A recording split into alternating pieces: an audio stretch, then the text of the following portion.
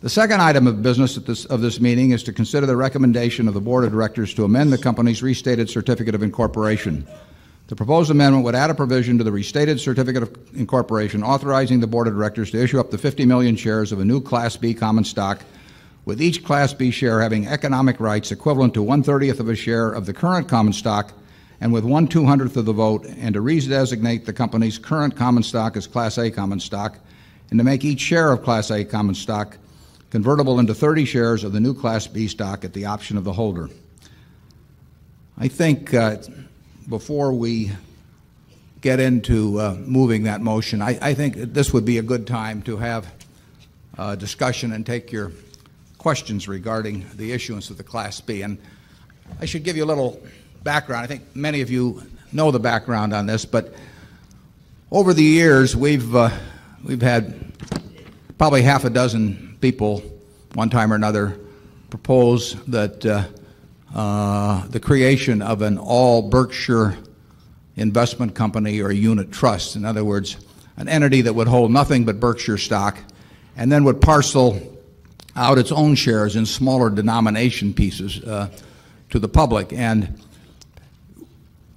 we have generally discouraged that because we felt that there was considerable potential for abuse in such an arrangement. And our discouragement has been successful up until last fall, when there were two proposals that went as far as submission to the SEC for clearance that involved unit trusts, and these unit trusts would have owned nothing but Berkshire shares and then been sold to the public in small denominations, probably with a minimum investment of around $1,000 or so. And holders of those trusts would have bought into an entity that had a defined life, but that had considerable in the way of costs and some tax consequences that they might not anticipate when they came in. And Charlie and I were worried that a combination of Berkshire's past record, which cannot be repeated, and high sales commissions and a low denomination and a lot of publicity about Berkshire and myself, which, as you've seen this morning, we attempt to discourage, that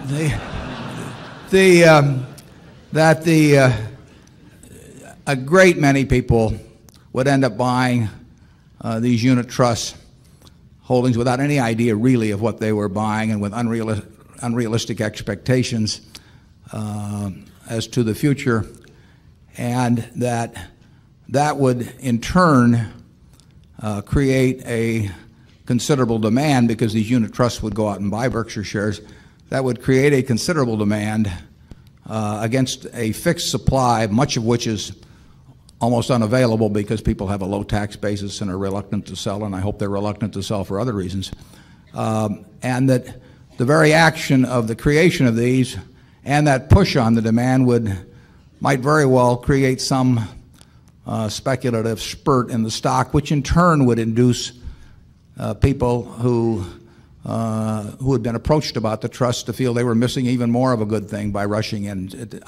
Rising prices in certain kinds of markets create their own kind of demand. It's not a sustained demand, and it's a demand that the reversal of which later on, when people become disillusioned, can cause a lot of problems. But that potential was there with the flood of buyers with unrealistic expectations, high commissions, and a fixed supply. So we attempted to dissuade both of the promoters. One backed away and then came out a few months later with something that was a combination of Berkshire and some other securities which were at least thought to be in our portfolio.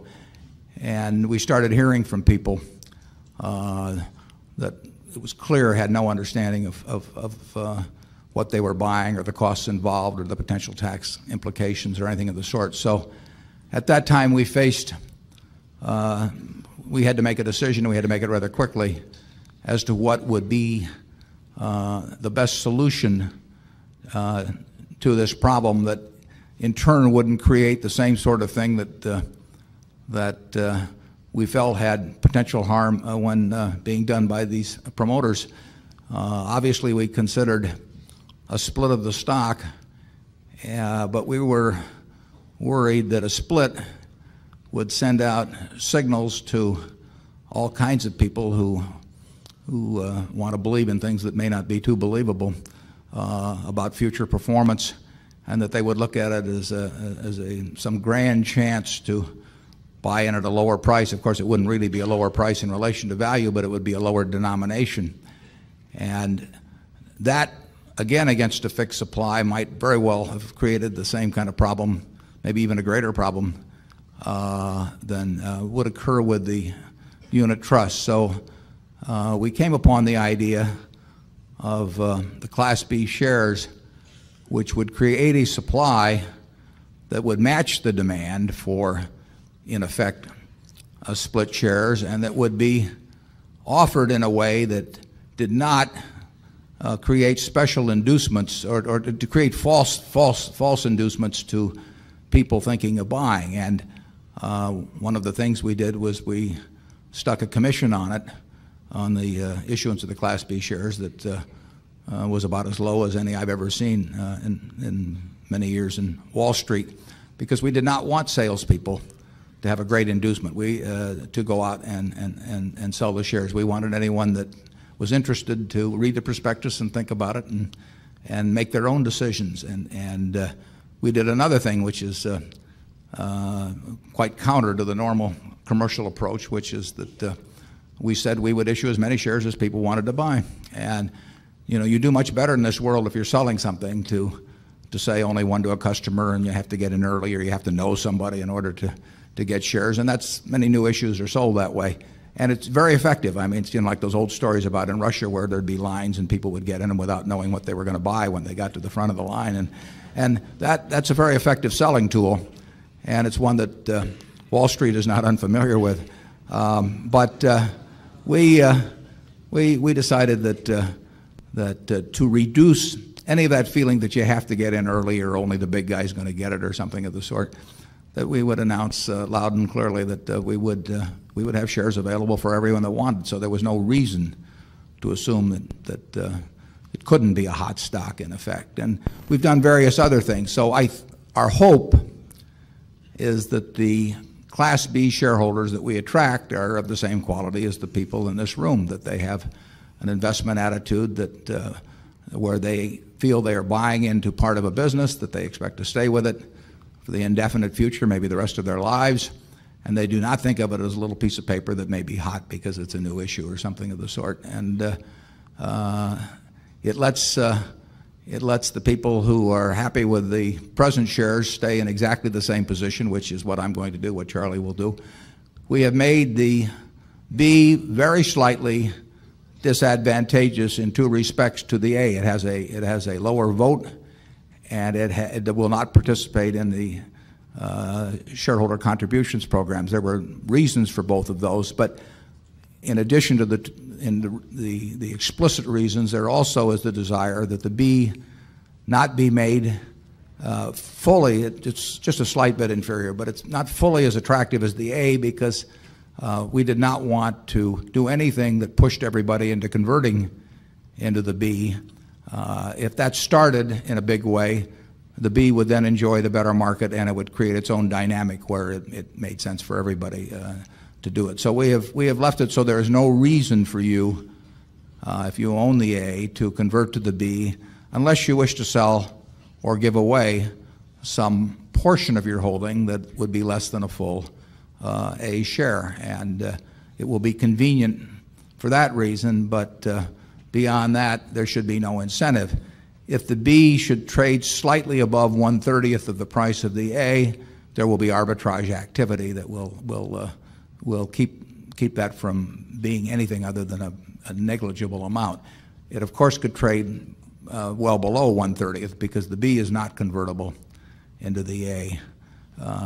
Charlie, would you like to add anything before we start taking questions on this? And No. I encourage everyone to ask.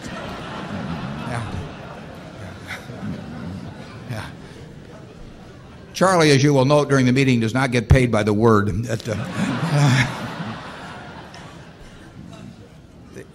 But I encourage anyone to ask any question. There are no bad questions about this. I mean, last year we talked about a preferred issue, and people had very valid questions. I might take those 2 points of difference between the A and B just to start with.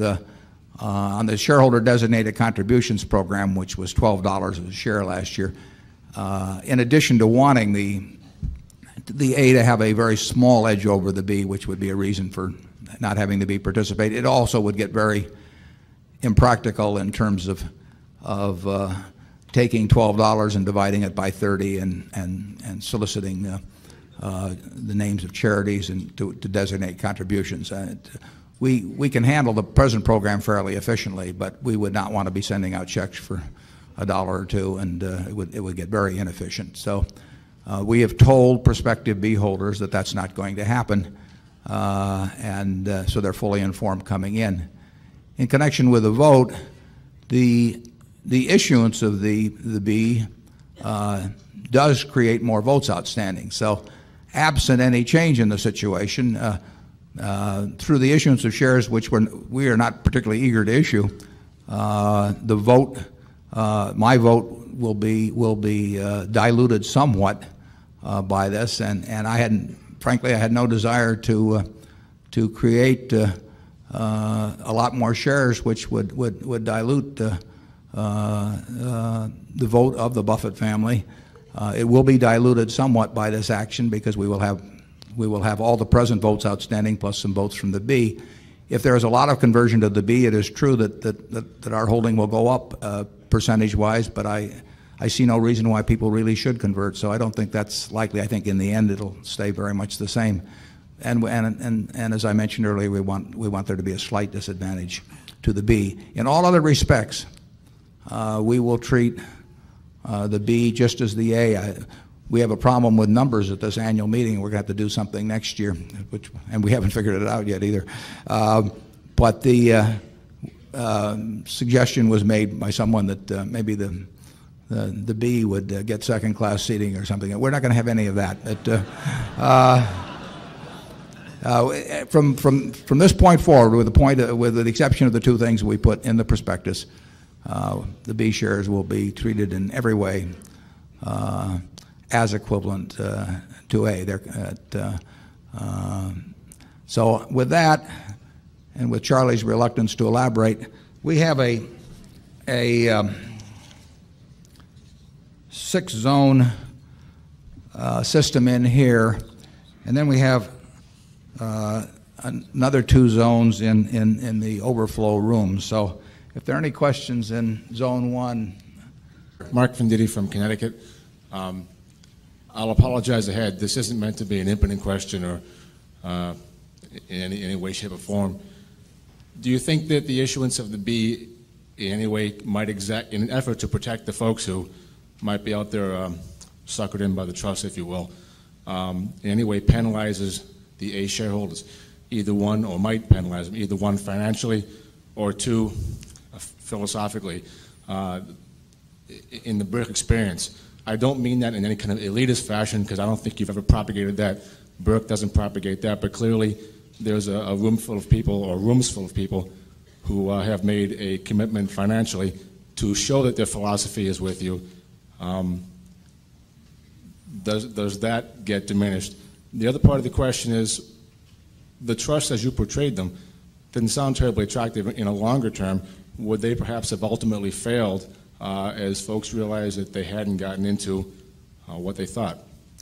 Well, they might have, but I think the rub-off would have been on us rather than the promoters of the trust. It might have been on the promoters too, but in terms of the failure of the trust, I don't mean failure in an absolute sense, but in terms of disappointing their investors.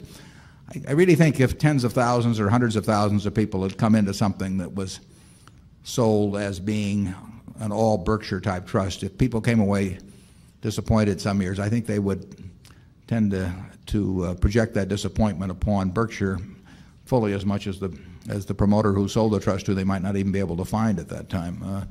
The first question, I don't think we wouldn't be doing this if we thought it would hurt present shareholders. We would, much as we might detest something else that was going on, and we designed it so we felt that it wouldn't hurt present shareholders. In terms of them having a philosophy, the new shareholders having a philosophy similar to the present ones, we've tried to filter those out coming in. But I intend after the offering to send out a booklet, kind of like freshmen at college, orientation, greetings to Siwash U, and we'll send it to everybody, new shareholders and the old shareholders, explaining our philosophy and just as an orientation course on the company, and we'll get that out probably in a month or so after the offering settles down. I don't see any reason that Berkshire has evolved over a long period of time. We had 12 shareholders at the annual meeting 15 years ago, and we seem to be able to retain the same class and group of shareholders in terms of people who really understand the business. It's a different group than you find at other companies, and I think we can, as long as we've had this filter in effect operating as new people join us, I think we can keep it. Charlie? Yeah, if the offering went wild and you issued 3% of the company new, you're also taking in $1 billion odd. It's a non-event for us.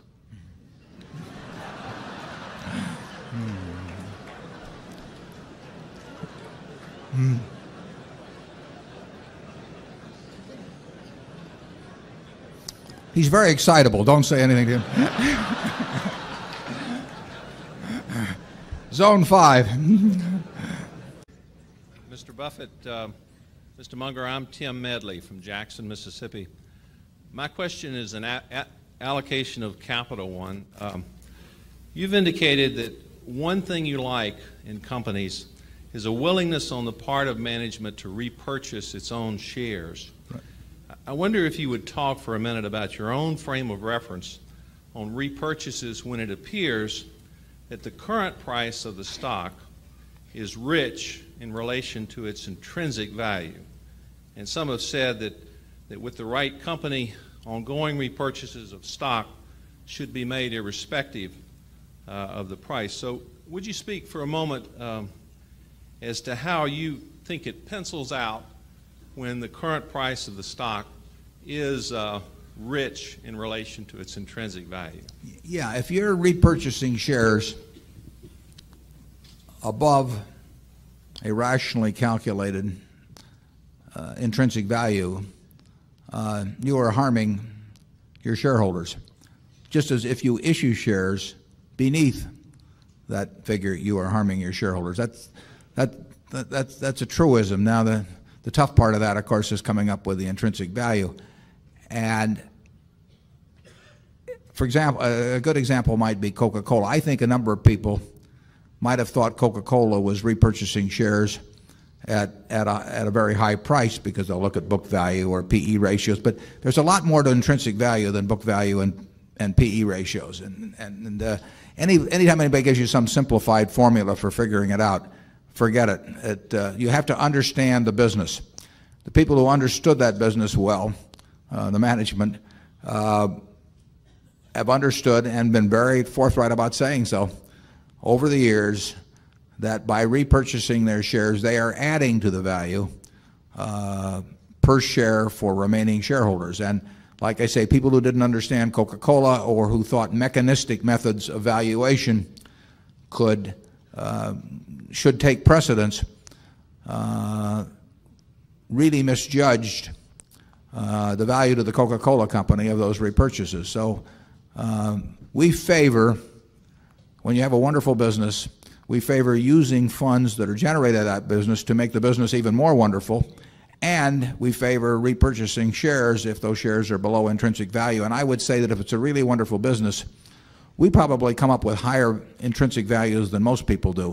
We have great respect, Charlie and I think it's developed over the years. We have enormous respect for the power of a really outstanding business, and we recognize how scarce they are. And if a management wishes to further intensify our ownership by repurchasing shares,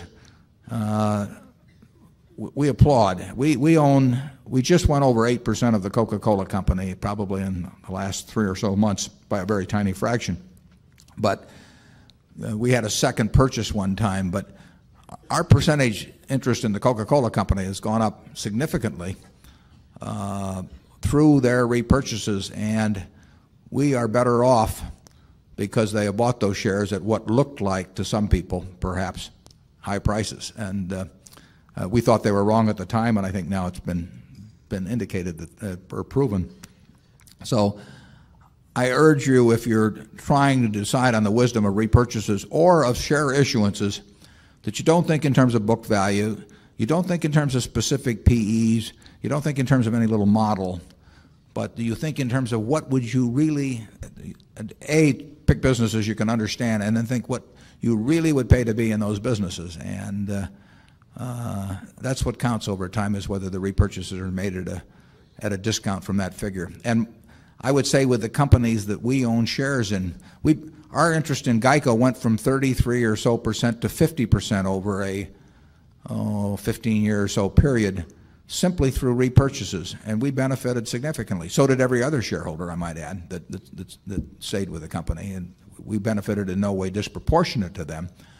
But that was a very wise action on their part. And there too, they were all usually buying that stock at least double book value, and you could compare it to other insurance stocks and say, well, that's too much to pay. But GEICO wasn't an insurance company that was comparable to other insurance companies. It was a very different sort of business, and they were very wise, in my view, to be following that course of action. Charlie? No. Zone 3. My name is Alan Parso from Omaha. Berkshire has increased the rate of growth in its insurance float in excess of 20% a year since 1967. In regards to GEICO, its rate of growth, what is its historical rate of growth been in its insurance float, and what impact will it have on the rate of growth in the overall Berkshire insurance float? Well, I would say that GEICO is a huge plus to Berkshire. Now, we owned 50% of it before. I mean, we've benefited from our GEICO investment in a big way ever since 1976. So it's not an entirely a new benefit that's coming in. We paid a good price for GEICO, but it is a terrific company. It has outstanding management. It has a low cost method of distribution, which is very difficult for people to. I mean, everybody wants to have that, but very few come close to it. The management is focused on bringing costs down even further and widening that competitive moat. GEICO, I personally think that just from what I see that GEICO, I would think GEICO's growth rate is likely to be greater, at least in the future, that I can see over where it has been in the past, but it's been perfectly satisfactory in the past.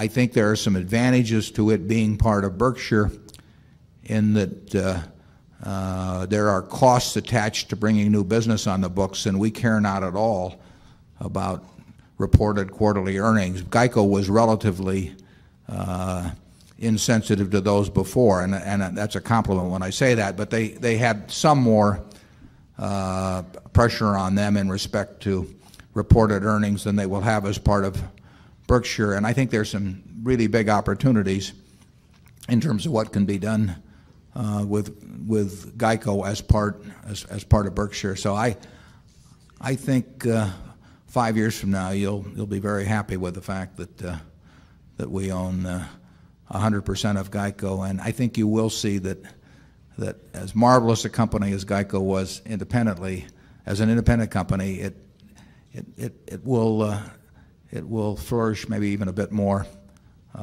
as being part of Berkshire. Not because we bring anything to the party. I mean, the management will continue to run it autonomously, but there are some advantages for it in being part of a larger enterprise. Zone 6. You've often said that your insurance business is probably the most important business that you own.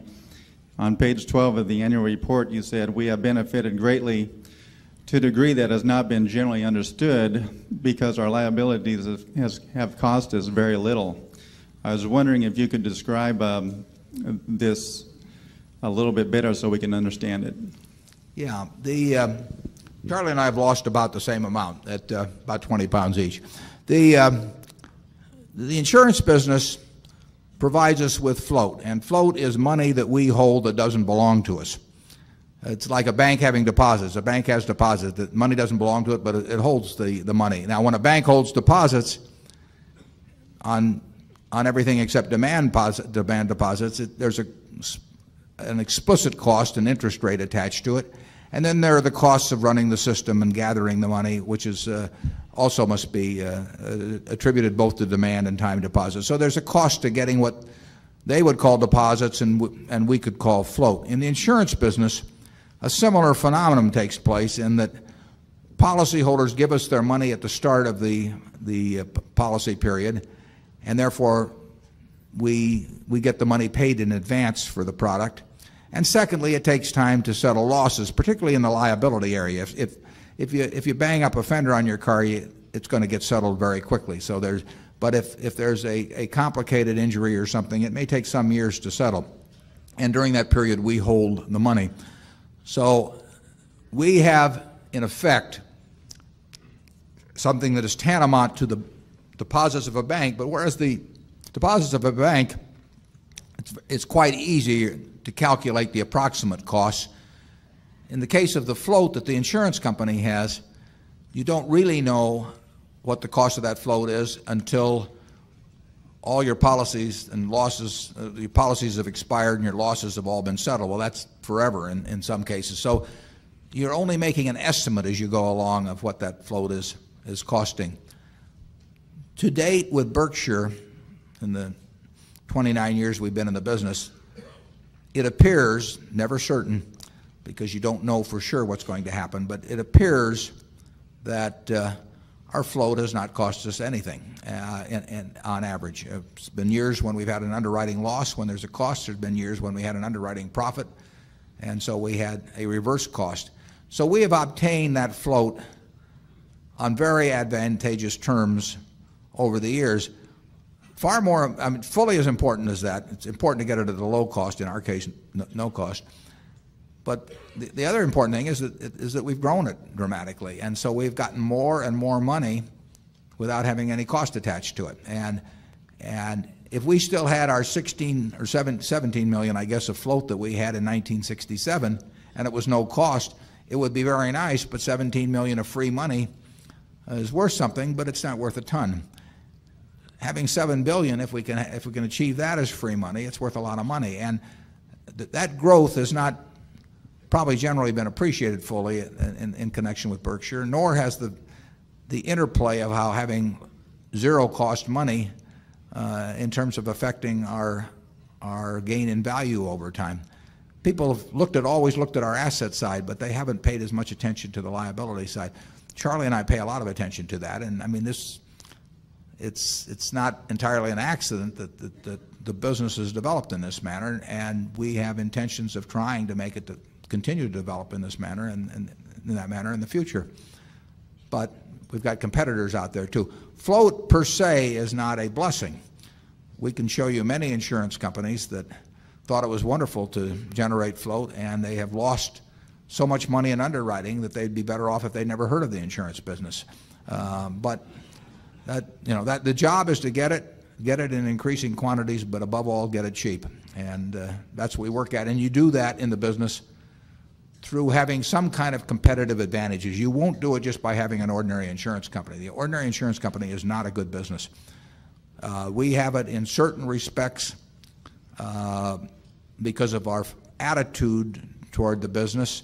We have it because of our financial strength gives us certain competitive advantages, and we have it in the case of GEICO because of a very low-cost operation. And it's up to us to try and figure out ways to maximize each one of those competitive advantages over time. We've built those advantages. I mean, in 1967, we were not looked at that way in the insurance business. We've built a position of competitive strengths, and in the case of GEICO, they had it without us, but we have bought into it over time.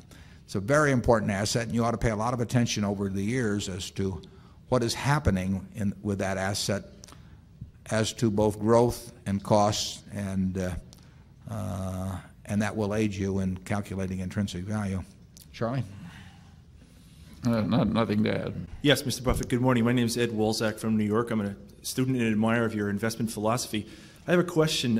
In determining a company's intrinsic value, you seem to write or indicate that you project out a company's owner earnings for a number of years and then discount that back by prevailing rates.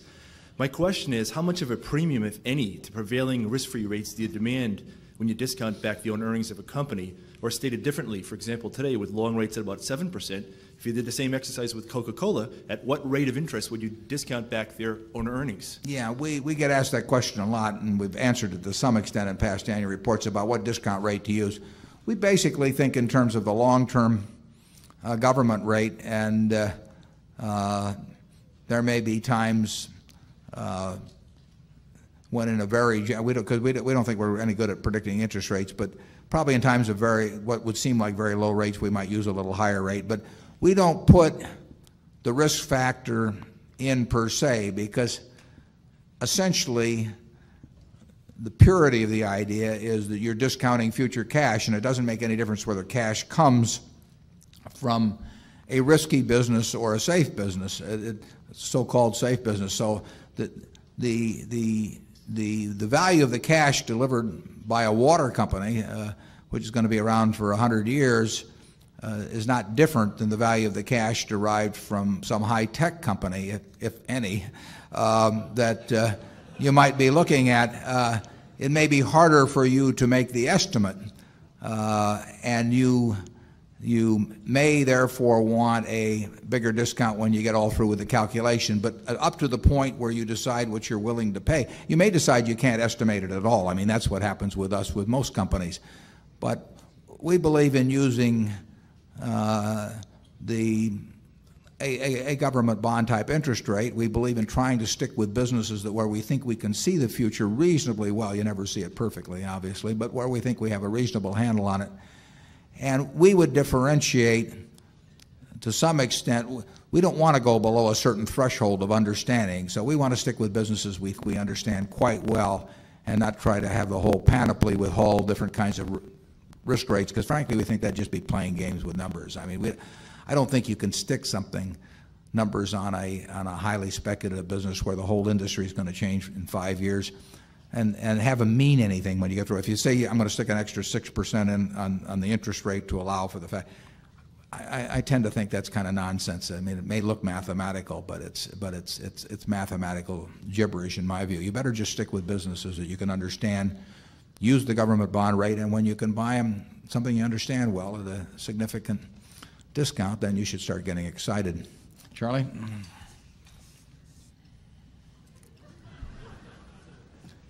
Yeah, the discounts were once greater than we now see. That's all you're going to get, folks.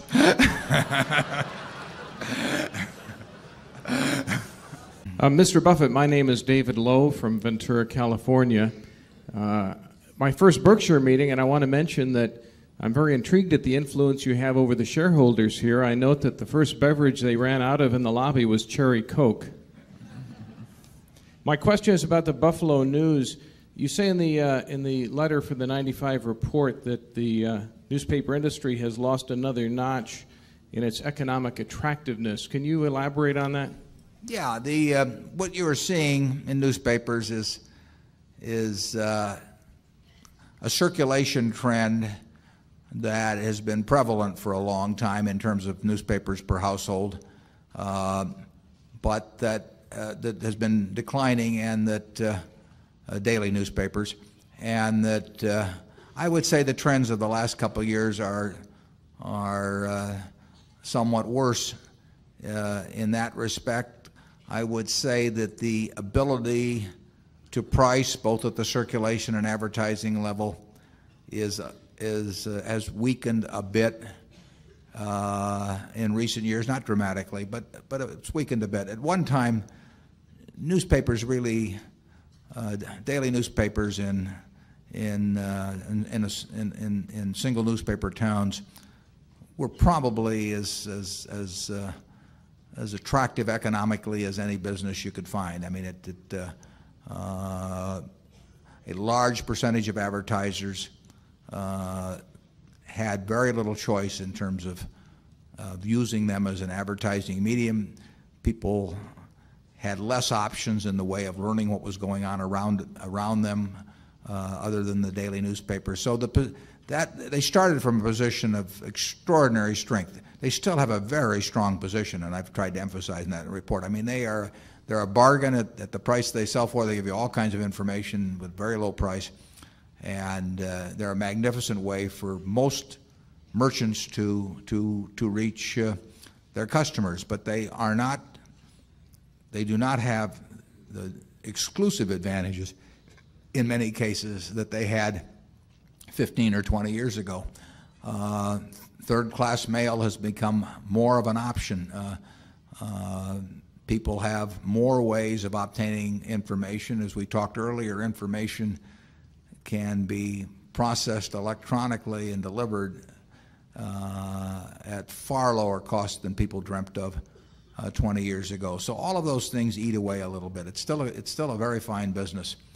But I don't see anything that will reverse those trends. I don't think that they will necessarily accelerate, but I think that if the only thing you owned in life was a daily newspaper in a single newspaper town 20 years ago, you would feel slightly less secure today than you did at that time, but you'd still be a lot better off than owning virtually any other business. Charlie? Nothing to add. Mr. Buffett, my name is Hutch Vernon. I'm from Baltimore, Maryland. I know that you read lots and lots of annual reports, and I'm curious what you are reading for, if you would share that with us.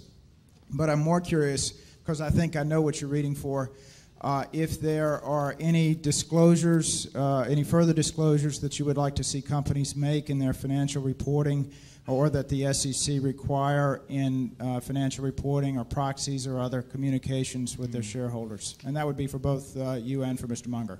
Yeah, the main thing that they can't mandate in annual reports, I really like to have, I like to know as much as I can about the person that's running it and how they think about the business and what's really going on in the business. In other words, I would like to have a report that would be identical to what if I to have a report that would be identical to what if I owned half of a company but was away for a year and I had a partner who owned the other half. When I came back, all coming up and all of that.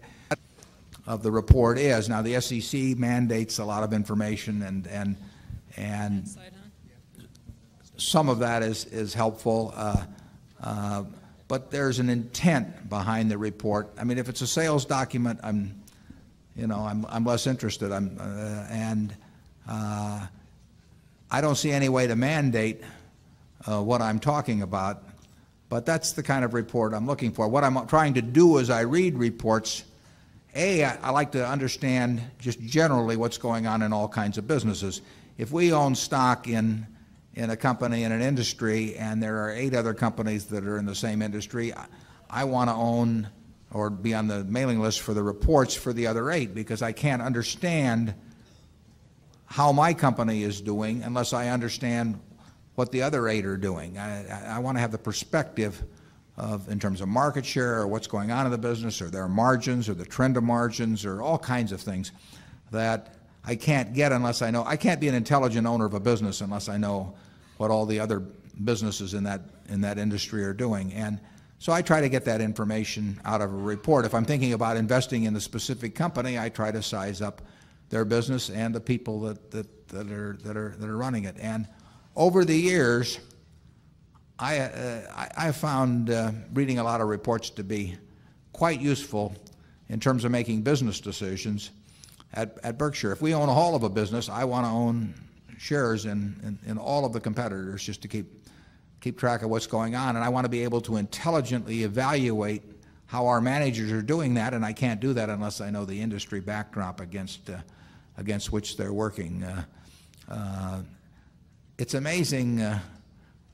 how well you can do in investing really with what I would call outside information. I find inside information, I'm not sure how useful that is, but outside information, there's all kinds of information around as to businesses, and you don't have to understand all of them, and you just have to understand the ones that you're thinking about getting in, and you can do it if you just, nobody will do it for you. You can't read. In my view, you can't read Wall Street reports and get anything out of them. You have to do it yourself and get your arms around it. I don't think we've ever gotten an idea, in 40 years from a Wall Street report, but we've gotten a lot of ideas from annual reports. Charlie? What I find is that it takes a long time to read the annual report, even if it's a comparatively simple business. Because if you really are trying to understand it, it's not a bit easy. Yeah, I would say that on average in a business we're really interested in, even though we know what to skip to some extent, what to read, I mean, it's going to be 45 minutes or an hour on a report, and if there are 6 or 8 companies in the industry, that's going to be 6 or 8 hours perhaps, and then there are quarterlies and a lot of other. I mean, the way you learn about businesses is by absorbing information about them, thinking it, deciding what counts and what doesn't count, relating one thing to another, and that's the job. And you can't get that by looking at a bunch of little numbers on a chart bobbing up and down about or reading market commentary and periodicals or anything of the sort. That just won't do it. You've got to understand the businesses. That's where it all begins and ends. Zone 5. How would you respond to the question of a stockholder that's really concerned about Berkshire being a one-man show? Yeah, well, Berkshire is not a one-man show. It's a two-man show in terms of capital allocation. There's no question about that at present. But it's run by many managers that are doing an outstanding job and that don't need any guidance from Charlie or me as they go along. But I might say that I will die with all of my Berkshire stock essentially, and that stock will be held either in the family or in a foundation, depending on the order of death, for a long time thereafter. So there's no one that's more concerned about the subsequent management issue than I. I mean, this is not something that ends at all on my death, and it doesn't end for the Buffett family or the Buffett Foundation. So it's a subject that Charlie and I have both thought about. The most likely situation, you got to get away from the idea that it's a one-man show, because right now we've got 33,000 people working for Berkshire out there, as we speak, and I'm sitting around, watching movies about myself or something. I mean, you can see how vital I am to the place. But the question. And the other thing we do besides allocate capital is we do identify these managers and hopefully we make it attractive for them to stay and work for Berkshire. But that doesn't require 150 IQ or anything to do that. It does require a certain sensitivity to why people want to get up in the morning and do what they do. And when I'm not around, the logical, at some point, depends on exactly when it happens, but Charlie's a little older than I am, and it's likely that it will be broken into a two-person function again, but not exactly the way Charlie and I function, and that is that there will be someone in charge of investments and capital allocation. I mentioned Lou Simpson's position because he is younger than I am in the annual report, and then someone in charge of operations, and we have that person in the organization now. Now, I don't know what the situation will be when I die, because it could be in 20 minutes or it could be in 20 years. And when that, so I can't specifically name the individuals. We have the individuals now for both those functions. We'll have the individuals for the same functions 20 years from now. I don't know whether they'll be the same people. But it's quite a logical way to run the business. GEICO was run that way and still is run that way and has been for some years. It's always struck me as terribly illogical the way property casualty insurance companies are run, because they've been dominated by the underwriting side of the business, and here they have this important investment side. But it's always been, virtually every company's been subservient to the underwriting end. GEICO very logically set up a co-CEO arrangement some years back, where originally Bill Snyder and before that, but Tony Nicely ran the underwriting end of the business, and Lou Simpson ran the investment side. And those are two very different functions. Same person logically doesn't fit both functions in most cases. I mean, it's a rarity when the same person happens to hit for both functions. So GEICO worked very well that way, still works that way. Lou runs investments, Tony runs underwriting. And Berkshire, slightly different. It's a variant on it, but essentially at Berkshire headquarters you need someone overseeing and not meddling in them too much, but making sure you've got the right manager and you're treating them fairly. You need someone on the operating side, you need someone on the investment and capital allocation side. We've got those people now, and we'll have them, whenever it happens too. But that is the structure, and we've got some very good businesses. And nobody's buying See's Candy because they think I'm sitting in some office in Omaha, and no one's buying a GEICO insurance policy because my name is there as chairman or CEO. The businesses are marvelous businesses. They'll continue very well, and there will be a capital allocation problem then, just like there is now, and there will be the problem of keeping good managers in place and treating them fairly, and that's a solvable problem. So that's the future as seen from Kiewit Plaza. Charlie? Yes, if you just run your mind through all the assets, I think you will quickly decide that there are large momentums in place that would do very well without us. I mean, is Coca-Cola going to suddenly stop selling because some manager's dead at Berkshire Hathaway? Are the people going to stop using Gillette razor blades? Is GEICO suddenly going to stop being intelligently run? Is the Nebraska Furniture Mart going to try any less hard? So the existing assets, you can argue, have been lovingly put together so as not to require continuing intelligence at headquarters. And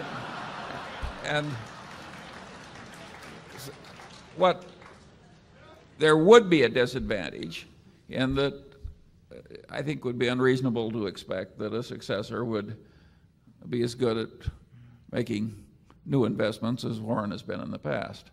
Well, that's just too damn bad.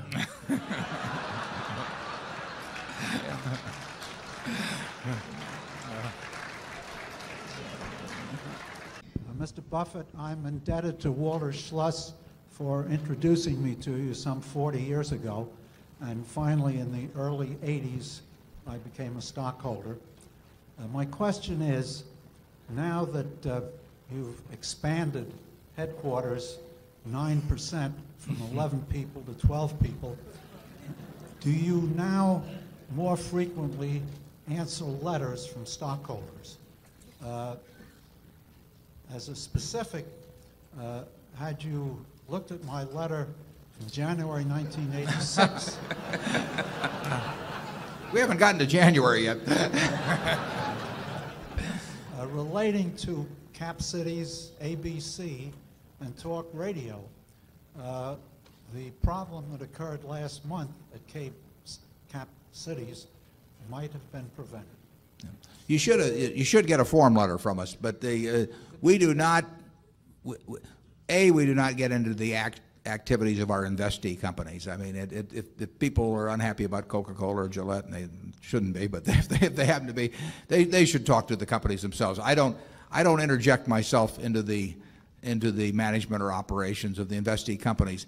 In terms of questions about Berkshire, I put in the annual report a few years back, just running Berkshire takes up a fair amount of time in terms of keeping track of a lot of businesses, and doesn't need to take up as much time as it does with me, but I enjoy it. But I feel that the annual report, the annual meeting, are the time to take up everything on shareholders' minds, and so I don't answer one-on-one questions. I get all kinds of letters. They want career guidance. They want advice on their business. I mean, there's a million letters that come in, and it would really be. It would take a significant amount of time that otherwise would be spent on Berkshire to reply to that sort of thing. I may note them in terms of what I address in subsequent annual reports, but the annual meeting and the annual report, I feel, are the best ways to communicate with shareholders. Good afternoon. My name is John Weaver. I'm a shareholder from Bellingham, Washington. You have discussed what a wonderful business is. One of the criteria in your acquisition page 23 of your annual report is management. Could you discuss how you decide what good management is and how you decide whether you have a good manager?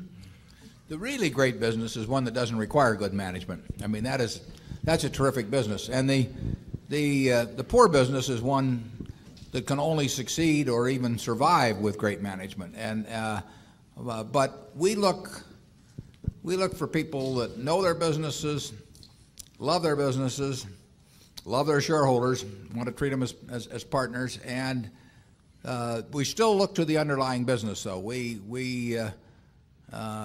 we have somebody that we think is extraordinary, but they're locked into one of those terrible businesses, because we've been in some terrible businesses, and you know, the best thing you can do probably is get out of it and get into something else. But there's an enormous difference, frankly. There's an enormous difference in the talent of American business managers. The CEOs of the Fortune 500 are not selected like 500 members of the American Olympic track and field team, and it is not the same process, and you do not have the uniformity of top quality that you get with the American Olympic team in any sport. You do not get that in top management in American business. You get some very able people, some terrific people, like a Bill Gates that we just mentioned, but you get a lot of mediocrity too. And the test, I think in some cases that it's fairly identifiable who has done an extraordinary job. And we like people that have batted 350 or 360 in terms of predicting that they're going to bat over 300 in the future. And some guy says, you know, I batted 127 last year, but I've got a new bat or a new batting coach. You know, some management consultant has come in and told them how to do it, supposedly. We're very suspicious of that. So we don't like banjo hitters who suddenly proclaim that they can become power hitters, and then we try to figure out what their attitude is toward shareholders, and that isn't uniform either throughout corporate America. It's far from uniform. We still want them to be in a good business, though. I would emphasize that, and we feel that I mean, when I gave the illustration of Tom Murphy in the annual report. I mean, no one had either the ability, no one could top his ability or integrity in terms of the way he ran Cap Cities for ability or integrity in terms of the way he ran Cap Cities for decades. I mean, he not only thought about them, he knew what to do to forward their interests. And in terms of building the business, he only built it when it made sense, not when it did something for his ego or to make it larger alone. He did it when it was in his shareholders' interests. And they're not all Tom Murphys, but when you find them and they're in a decent business, you want to bet very heavily and not make the same mistake I made by selling out once or twice too.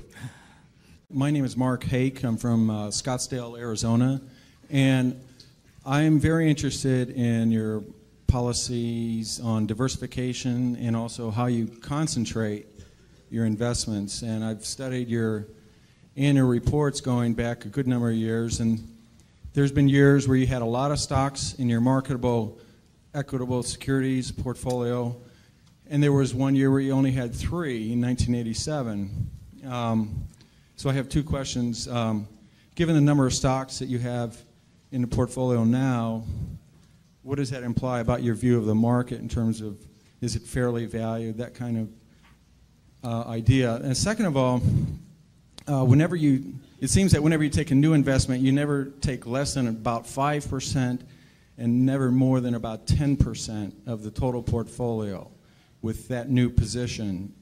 And I wanted to see if I'm correct about that. Yeah, well, on the second point, that really isn't correct. We have positions which you don't even see because we only listed the ones above 600 million in the last report, and obviously those are all smaller positions. Sometimes that's because they're smaller companies and we couldn't get that much money in. Sometimes it's because the prices moved up after we bought them. And sometimes it's because we may be selling the position down even. But so we have there's nothing magic. We like to put a lot of money in things that we feel strongly about. And that gets back to the diversification question. We think diversification is, as practiced generally, makes very little sense for anyone that knows what they're doing. Diversification is a protection against ignorance. I mean, if you want to make sure that nothing bad happens to you relative to the market, you own everything. There's nothing wrong with that. I mean, that is a perfectly sound approach for somebody who does not feel they know how to analyze businesses. If you know how to analyze businesses and value businesses, it's crazy to own 50 stocks or 40 stocks or 30 stocks probably, because there aren't that many wonderful businesses that are understandable to a single human being in all likelihood. And to have some super wonderful business and then put money in number 30 or 35 on your list of attractiveness and forego putting more money into number 1 just strikes Charlie and me as madness. And it's conventional practice, and it may, if all you have to achieve is average, it may preserve your job, but it's a confession in our view that you don't really understand the businesses that you own. On a personal portfolio basis, I own 1 stock, but it's a business I know, and it leaves me very comfortable. So, do I need to own 28 stocks in order to, have proper diversification? It'd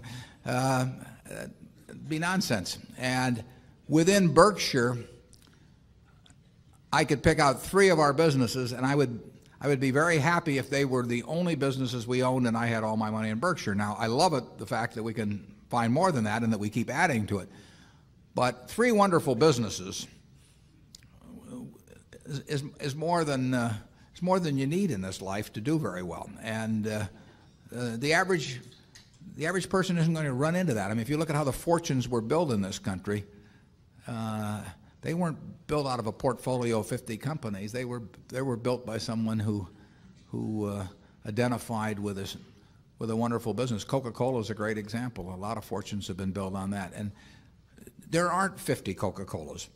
There aren't 20. If there were, it'd be fine. We could all go out and diversify like crazy among that group and get results that would be equal to owning the really wonderful one. But you're not going to find it.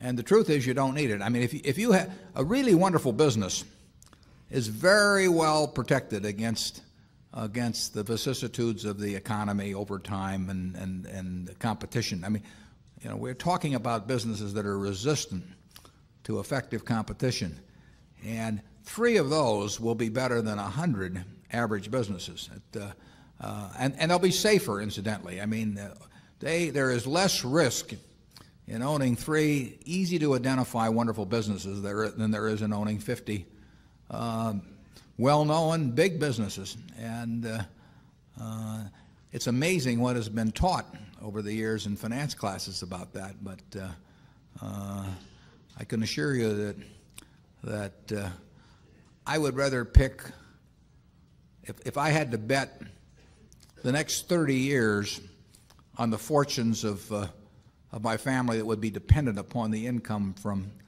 a given group of businesses, I would rather pick 3 businesses from those we own than own a diversified group of 50. Charlie? Yeah, what he's saying is that much of what is taught in modern corporate finance courses is twaddle.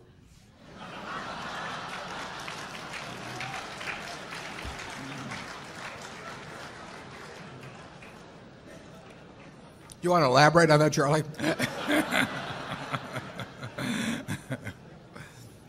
You cannot believe this stuff. I mean, it's modern portfolio theory, and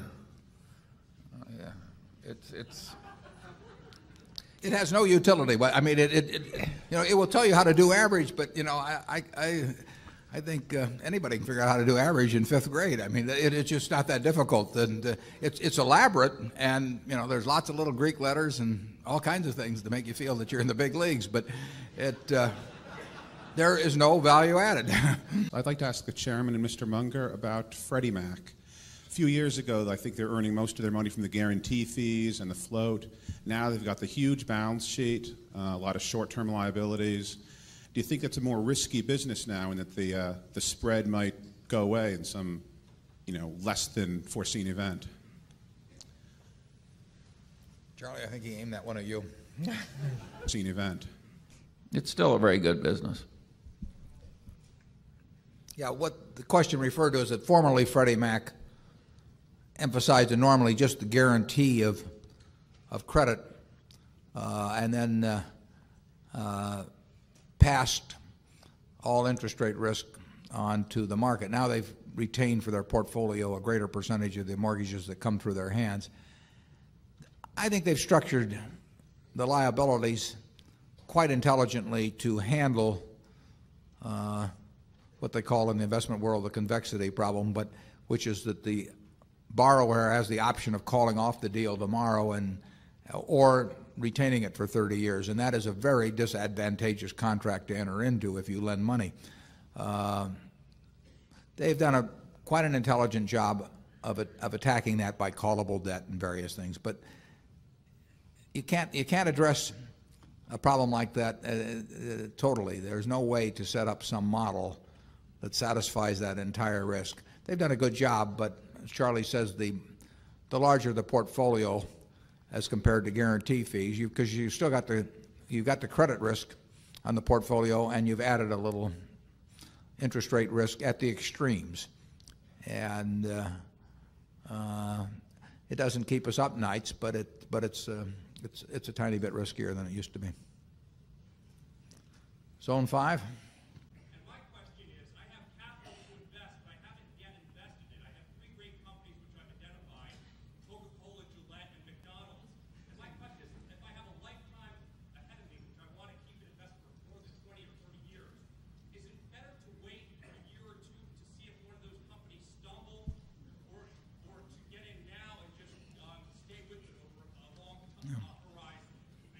Yeah. Well, I won't comment on the 3 companies that you've named, but in general terms, unless you find the prices of a great company really offensive, if you feel you've identified it, and by definition a great company is one that's going to remain great for 30 years. If it's going to be a great company for 3 years, it ain't a great company. I mean, I think it's better just to own them. I mean, we could attempt to buy and sell some of the things that we own that we think are fine businesses, but they're too hard to find. I mean, we found See's Candy in 1972, where we find here and there we get the opportunity to do something, but they're too hard to find. So to sit there and hope that you buy them in the throes of some panic, that you sort of take the attitude of a mortician, waiting for a flu epidemic or something. I mean, I'm not sure that I'm not sure will be a great technique. I mean, it may be great if you inherit it. Paul Getty inherited the money at the bottom in '32. I mean, he didn't inherit it exactly. He talked his mother out of it, but it's true actually. Close enough. Yeah, close enough, right? But he benefited enormously by having access to a lot of cash in the early 30s that he didn't have access to in the late 20s, and so you can get some accidents like that. But that's a lot to count on, and if you start with the Dow at X and you think it's too high, when it goes to 90% of X, do you buy? Well, if it does and it goes to 50% of X, it gets you never get the benefit of those extremes anyway, unless you just come into some accidental sum of money at some time. So I think the main thing to do is find wonderful businesses. Is Phil Carre here?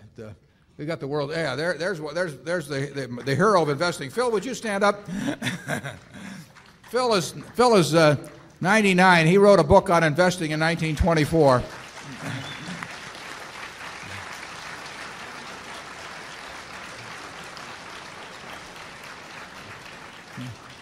Phil has done awfully well by finding businesses he likes and sticking with them and not worrying too much about what they do day to day. There's going to be I think there's going to be an article in the Wall Street Journal about Phil on May 28th, and I I advise you all to read it. You'll probably learn a lot more with them by coming to this meeting. But it's that approach of buying businesses. I mean, let's just say there was no stock market, and the owner of the best business in whatever your hometown is came to you and said, "Look,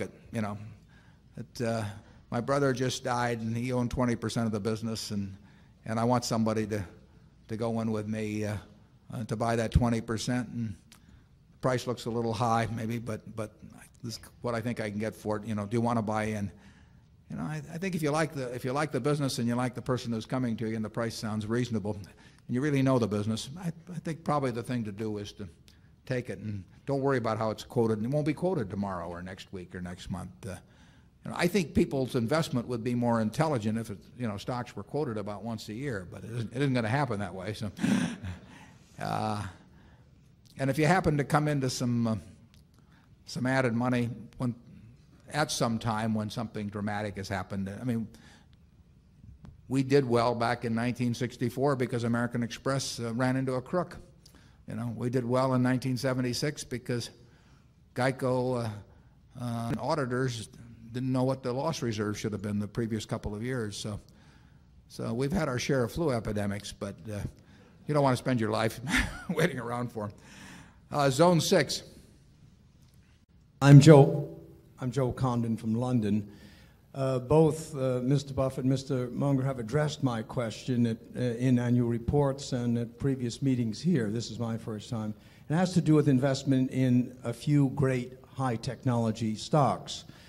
I know your answer has been that if you don't understand it, and I can't, after this performance, can't really believe that both of you don't understand most of the high technology questions. But I'm thinking about not only Microsoft, but say Pfizer and J&J, all three companies which have already proven that not only do they have a great product, proven management over 10 to 15 years, great market share positions, which are not easy to get into.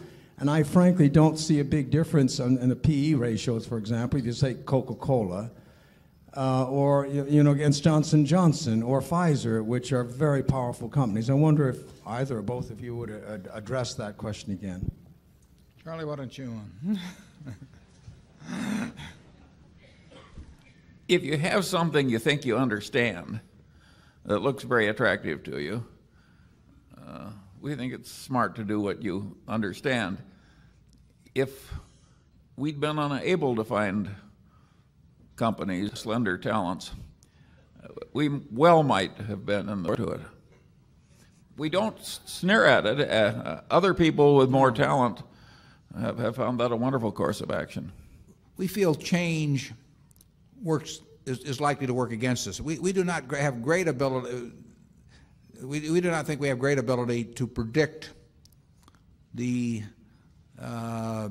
where change is going to lead. We think we have some ability to find businesses where we don't think change is going to be very important.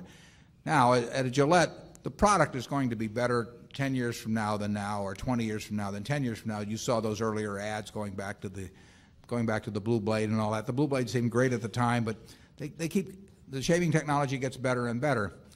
But you know that Gillette, although they had that little experience with Wilkinson in the early 60s, but you know that Gillette is basically going to be spending many multiples the money on developing better shaving systems than exist now compared to anyone else. They got the distribution system, they got the believability. If they wouldn't have that same credibility someplace else, but in the shaving field they have it. Those are assets that can't be built, and they're very hard to destroy. So change, we think we know in a general way what the soft drink industry or the shaving industry or the candy business is going to look like 10 or 20 years from now. We think Microsoft is a sensational company run by the best of managers, but we don't have any idea what that world is going to look like in 10 or 20 years. Now, if you're going to bet on somebody that is going to see out and do what we can't do ourselves, I'd rather bet on Bill Gates than anybody else. But I don't want to bet on anybody else. I mean, in the end, we want to understand ourselves where we think a business is going. And if somebody tells us the business is going to change a lot, in Wall Street they love to tell you that that's great opportunity. They don't think it's a great opportunity when Wall Street itself is going to change a lot, incidentally.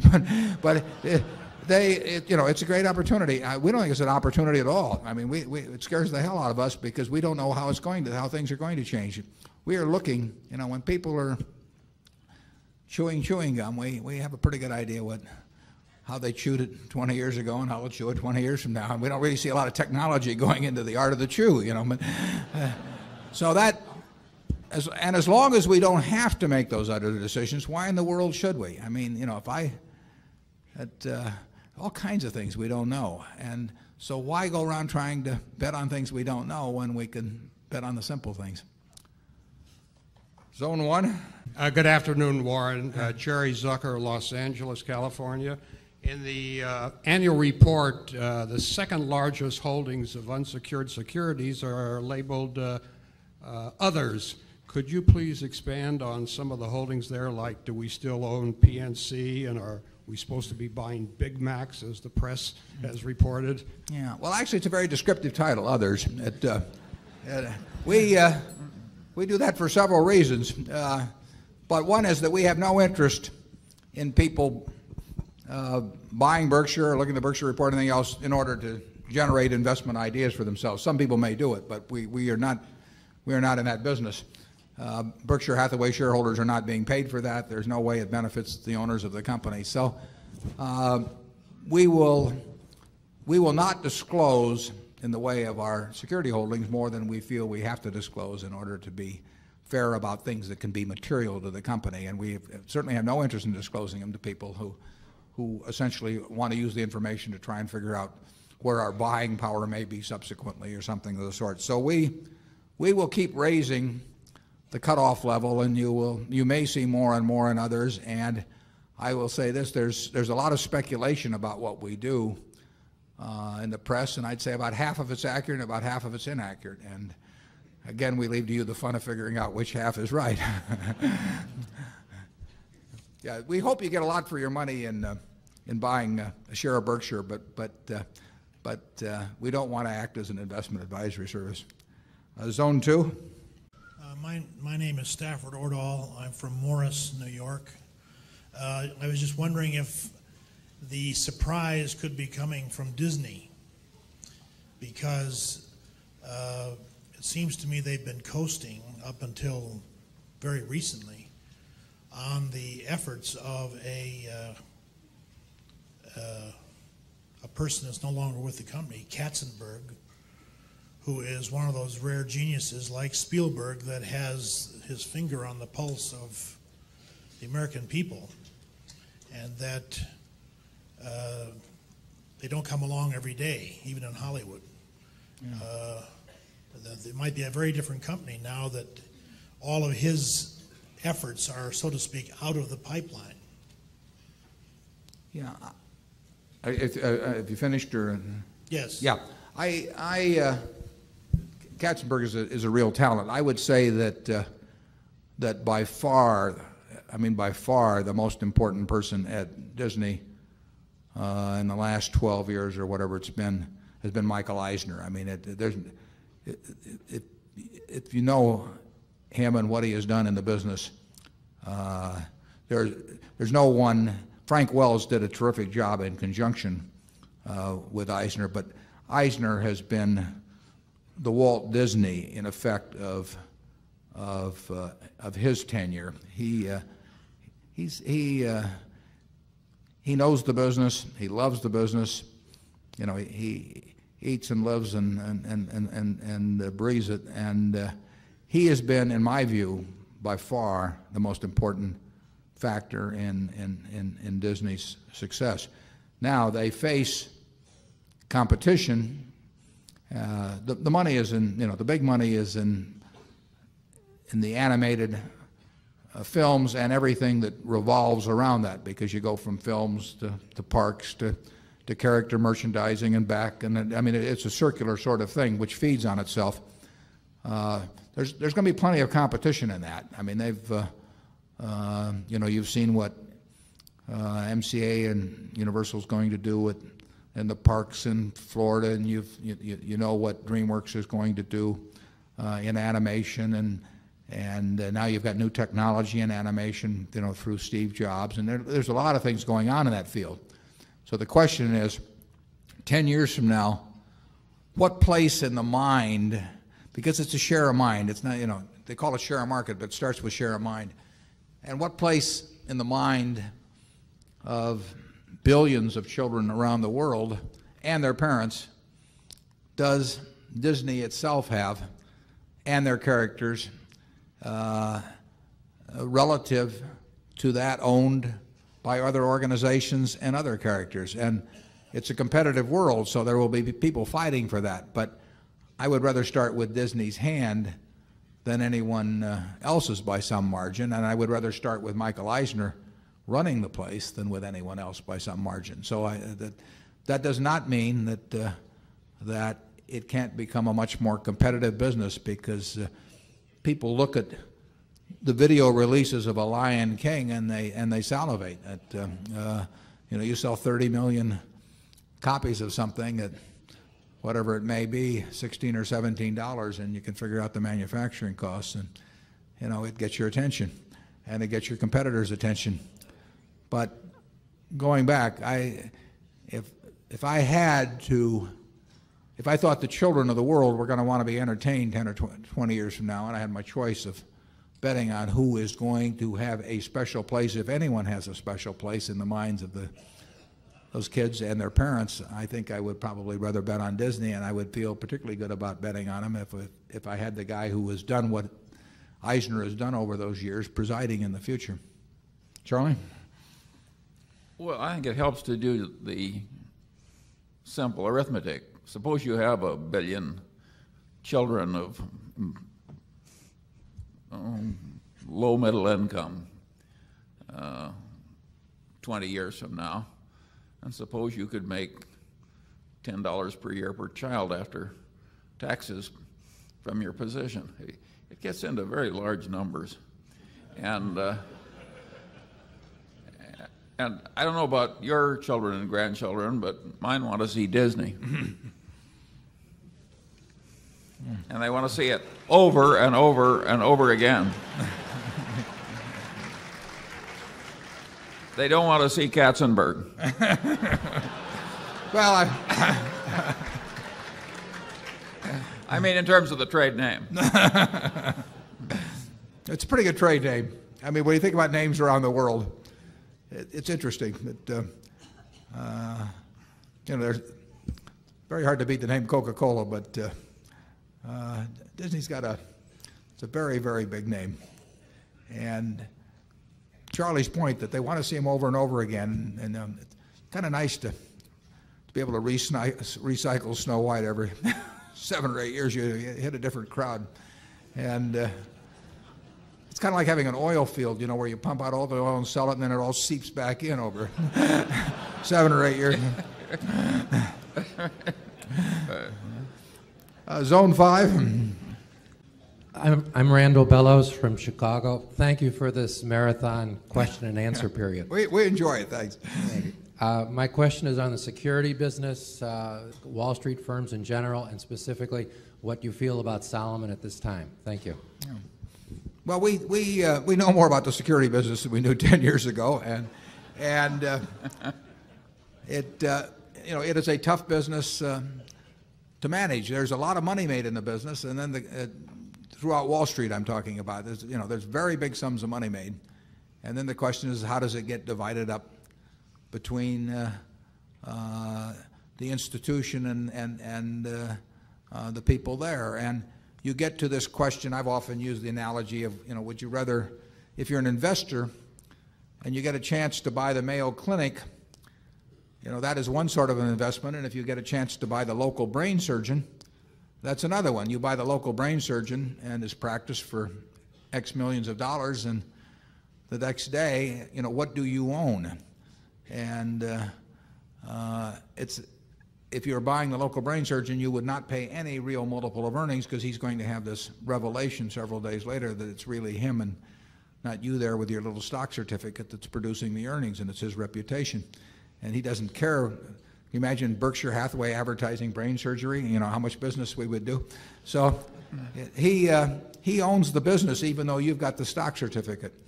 Now, if you go to the Mayo Clinic, no one can name the name of anybody at the Mayo Clinic unless you live within 10 miles of Rochester.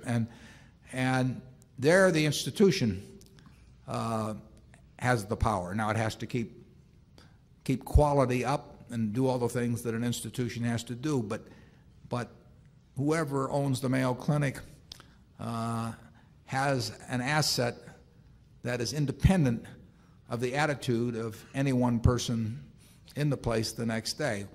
Wall Street has a mix of both, and there's some businesses that are more where the value resides more in the institution, and there's some where the value resides more in the individuals. We've got a couple of sensational people running Solomon, and they wrestle with this problem as they go along, and they seem to be wrestling considerably more successfully currently than was the case close to a year ago.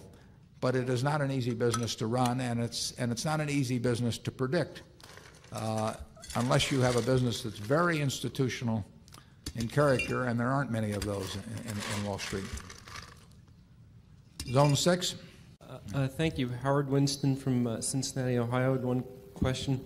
Are you concerned about the rising valuations on the NASDAQ market where companies trade at multiples of revenues instead of multiples of earnings? The rising value of what did you say? The NASDAQ market. Oh. Where they traded 10 times revenues or more, 30 times revenues instead of 10 times earnings. Yeah.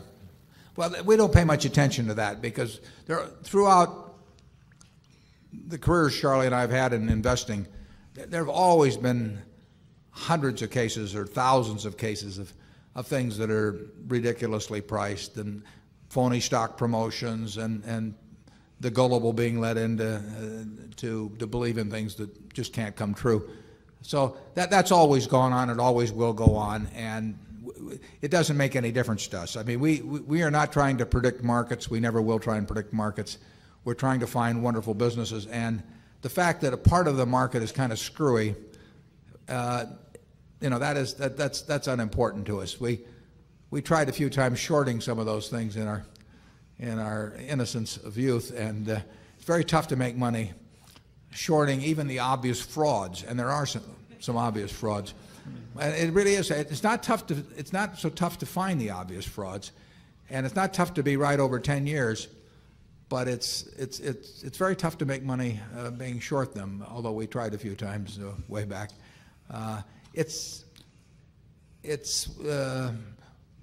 We don't look at indicia from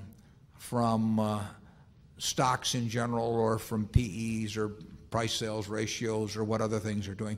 We really just focus on businesses. We don't care if there's a stock market. I mean, would we want to own Coca-Cola, the 8% we own of Coca-Cola, the 11% of Gillette, if they said we're just going to delist the stock and we're never going to, we'll open it again in 20 years. It's fine with us, and then if it goes down on the news, we'll buy more of it. So we care about what the business does. Norton, why don't you give him the microphone there? Thank you, Warren, for including me. out of order. It's good to have you here. Norton represents a family that came in 1956. Yeah, that joined up with the partnership and been with us ever since.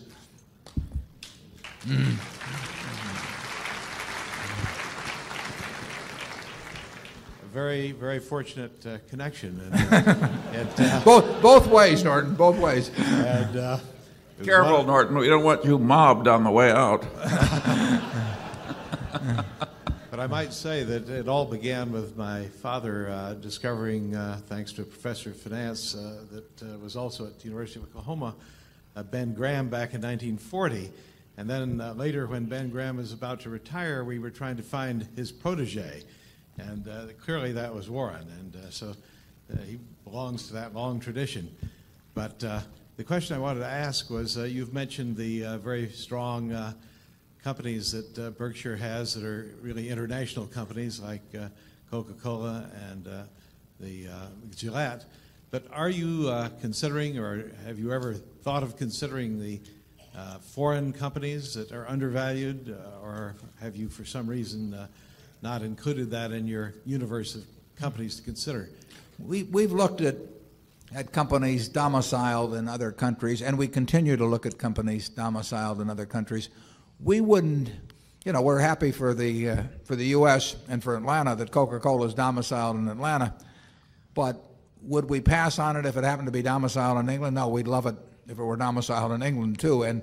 And we feel that the important thing is the business, not the domicile, although it's we're more familiar in a general way with domestic companies that are domiciled here, although they may make their money internationally. And we feel a tiny bit more comfortable, but for just a tiny bit, in terms of understanding the nuances of taxes and politics and shareholder governance and all of that, in something where we've been reading and thinking about it daily than someplace where we've had a little less experience. But we would love to find a wonderful business that is domiciled in any one of 30 or so countries around the world. We look some. We don't look as hard as we look at domestic companies. We're not as familiar with them, but I have read hundreds of annual reports of companies spread around the world, and we've owned a few, just a couple. They're usually not as big, so just getting the kind of money in many cases is more of a problem. But some of them are big, and we do not have such a surplus of ideas that we can afford to ignore any possibilities. And if we can find something with a market cap, probably of at least $5 billion or greater, that strikes us as having our kind of qualities and the price is right and everything, we will buy. Zone 1. Mike Assail from New York City with a question for Charlie about the 100 or so models we ought to have in our head. Here we go. Mentioned at the end of the excellent worldly wisdom speech. I'd like to know the most useful models on industry consolidation, on product extension, on vertical integration, and any models which explain the special cases when it makes sense to invest in retailing stocks. And if Warren has anything to add or subtract, I'd love to hear it. Thank you very much. Well, I'm glad to answer such a modest question.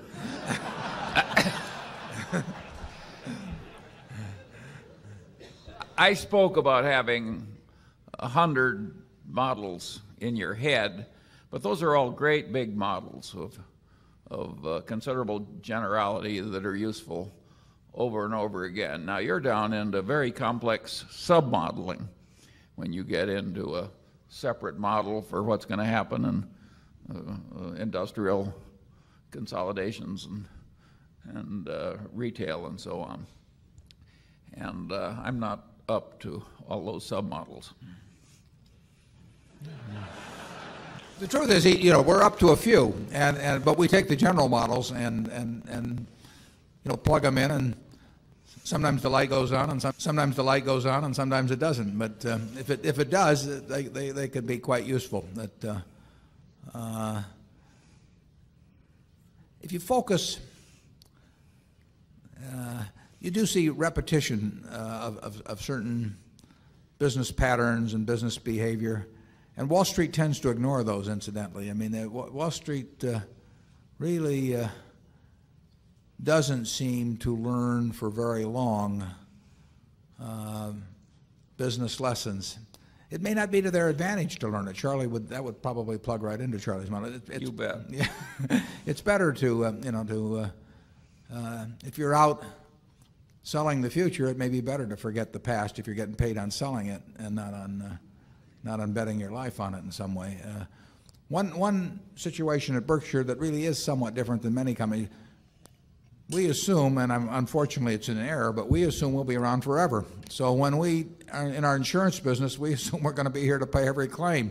And we're not going to retire at 65 and hand over something to someone else. And there wouldn't be any sense playing games on accounting because it would catch up with us later on. And whereas in many businesses, I don't think they have quite the same horizon on things. They do it at Coca-Cola or they do it at Gillette, but many companies are thinking about what kind of, I'm afraid that more than you'd like, are thinking about what kind of little pictures they can paint for the next 4 quarters or so, and that's easy to do, but our problem is we're going to be around a lot longer, we think, than 4 quarters. So that's not an option available to us, and we really run it as if in the year 2050 or something, somebody's going to look and say, how did it work out? And secondly, with respect to Eisner and Disney, how would you define Michael Eisner's circle of competence, and are you concerned that he might step outside it? Well, I would say that he has proven himself very good at understanding what Disney is really all about. And you can look back to the predecessor management between Walt and Eisner, and they didn't really do much with that if you look at those years. What is special about Disney, and how do you make it more special? And how do you make it more special to more people? I mean, those are the things that you want to manage. And you've got wonderful ingredients to work with when you're working with something like Disney. I mean, one of the advantages we were talking about the Mayo Clinic and brain surgeons, and the nice thing about the mouse is that he doesn't have an agent. I mean, the mouse is yours, and he's not in there renegotiating and every week or every month and saying, just look at how much more famous I've become in China, or something. So if you own the mouse, you own the mouse. And Eisner understands all of that very well. I would say he's been very skillful in terms of how he's thought about it. I worry about any manager. It has nothing to do with Michael Eisner, but Charlie and I worry about ourselves in terms of getting out of our circle of competence, and we've done it. It is very tempting, and it's probably part of the human condition in terms of hubris or something, that if you've, as Charlie would say, if you're a duck floating on a pond and it's been raining and you're going up in the world, after a while you think it's you and not the rain, that you're some duck. But right. and we all succumb to that a little bit. But I think that I think Disney, Coca-Cola, Gillette, I think those companies are very focused. I think our operating units are very focused, and I think that gives us a huge advantage over the managers that are getting a little bored and decide that they better fool around with just how talented they really are. Charlie? Yeah. Eisner is quite creative, and he also distrusts projections. And that is a very good combination to have in the motion picture business. Yeah, Charlie was a lawyer for, 20th century in the old days? Yeah, and he saw a little bit of how Hollywood operated, and it kept us out of buying any motion picture stocks for about 30 years. Every time I'd go near one, he'd regale me with a few stories of the past. So it's a business where people can trade other people's money for their own significance in their world, and that is a dangerous combination where if I can buy significance in my world with your money, there's no telling what I'll do. Part of the business reminds me of an oil company in California, and it was controlled by one individual, and people used to say about it, if they ever do find any oil, that old man will steal it. And the motion picture business, it's only about half of it that has normal commercial morals. Mm-hmm. No, we're not applying that to Disney. No. Disney is really Disney's done an extraordinary job for the shareholders, and they make real money out of movies. Most movie companies they've made money for everybody associated with it, but not a lot is stuck to the shareholders. Zone 2. Oh, the books. Charlie, what are you reading these days? Well, I'm almost ashamed to report because I've gone back and picked up the part of biology that I should have picked up 10 or 15 years earlier. And if any of you haven't done it, it's a total circus what they figured out over the last 20 or 30 years in biology. And if you take Dawkins, The Selfish Gene, and The Blind Watchmaker, I mean, these are marvelous books, and there are words in those books that are entering the English language that are going to be in the next Oxford dictionary. I mean, these are powerful books, and they're a lot of fun. I had to read The Selfish Gene twice before I fully understood it, and there were things I believed all my life that weren't so. And I think it's just wonderful when you have those experiences. We always say it isn't the learning that's so hard, it's the unlearning. Yeah. I made the mistake of taking Charlie up to Microsoft in December, and he became friends with Nathan Myhrvold, and they are corresponding back and forth with increasing fervor and enthusiasm about mole rats, and they copy me on all these communications, so I'm getting to see this flow back and forth on the habits of mole rats. And I really haven't found a way to apply it at Berkshire, but I'm sure Charlie has got something he's working on that. He's gotten very interested in biology lately. I've always liked reading biography, but since the computer's changed my life, I now find myself playing bridge on the computer about 10 hours a week, and unfortunately, I didn't want to give up sleep or eating or Berkshire, so the reading has been kind of light. On investment books, if you're asking about that, I would recommend the first two books that Phil Fisher wrote back around 1960, Common Sense and Uncommon Profits, and the second one. They're very good books. I obviously recommend first and foremost The Intelligent Investor, with chapters 8 and 20 are the ones that you really should read. All of the important ideas in investing really are in that book, because there's only about 3 ideas, and those two of them are emphasized in those 2 chapters. Actually, I think John Train's Money Masters is an interesting book. I don't know, can you think of any others, Charlie, that we want to tout? I don't know. We have such a fingers and toes style around Berkshire Hathaway. We just sort of count. I've never seen, Warren talks about these discounted cash flows. I've never seen him do one. Yeah. If it isn't, there are some things you only do in private, Charlie. Yeah. If it isn't perfect obvious that it's going to work out well if you do the calculation, he tends to go on to the next idea. Yeah, it's sort of it is true. You don't if you have to actually do it with pencil and paper, it's too close to think about. I mean, it ought to just kind of scream at you that you've got this huge margin of safety. I mentioned the 3 ideas. The 3 ideas I should elaborate on. One is that think of investing as owning a business and not buying something that wiggles around in price. And the second one is your attitude, which ties in with that, the attitude toward the market. That's covered in chapter 8. And if you have the proper attitude toward market movements, it's an enormous help in securities. And the final chapter is on the margin of safety, which means don't try and drive a 9,800-pound truck over a bridge that says capacity 10,000 pounds, but go down the road a little bit and find one that says capacity 15,000 pounds. Mr. Buffett and Mr. Munger, a great deal of respect for your integrity and your wisdom. I work as an inner city school teacher where there is a rising and pervasive sense of hopelessness. When I ask my students what would make you happy, their predominant response is $1 million. As some of the richest men in the world, I wonder what your response to them might be. And as a second part of this question, the philosophical underpinnings of capitalism have largely ignored a systemic perspective involving issues of ongoing depletion of limited global resources exploited to sustain a market economy, widening gaps between the very wealthy and the severely impoverished, and an international view of America as a country whose primary values are greed and imperialism. As we move into the 21st century, do you see a need to re-envision capitalist premises towards original notions of democracy, justice, and humanitarian concerns? You can get all of that. Well,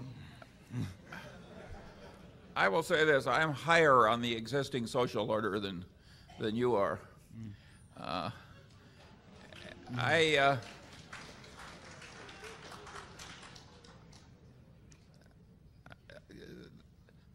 There's always plenty wrong with a social order, and certainly there are places where ours is a lot more broken than it used to be.